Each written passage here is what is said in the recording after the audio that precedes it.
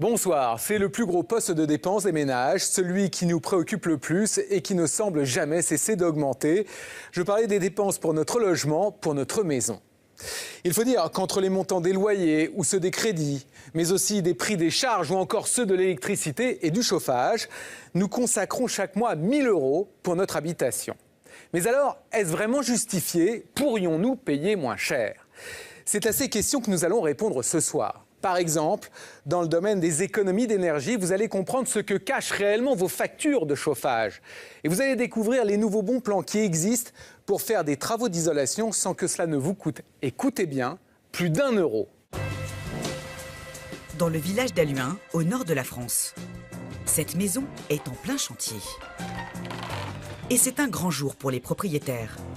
Marina est secrétaire et son mari est ouvrier. En principe, les travaux qui vont être réalisés aujourd'hui, ils n'auraient pas pu se les offrir. La trappe d'accès, c'est ici. Voilà. Ils vont faire isoler les combles de leur maison. Et pour ça, ils ont fait appel à Alexandre et Hervé, des artisans spécialisés. C'est plus trop bien isolé. Comme vous pouvez voir, la laine de verre fait plus de 2 cm. Donc on va rajouter 230 mm de laine soufflée. Ce genre de travaux, ça peut rapidement coûter assez cher. Il faut mettre en place toute une installation, des mètres de tuyaux, une soufflerie et des kilos de laine soufflée. Vous voulez monter voir? Ah bah oui, je veux bien. Allez-y. Vous avez fini? Tout s'est bien passé? Après 2 heures de travail, c'est terminé. Les 55 mètres carrés de comble de Marina ne laisseront plus passer le froid. Ah, il y a une sacrée couche hein, quand même. 23 cm. Ah ouais, dis donc. Alors, super, génial. C'est comment? Ah ben, c'est tout blanc. En général, ce genre de travaux cela monte facilement à 2 000 €. Pourtant, au moment de payer la facture, Marina garde le sourire.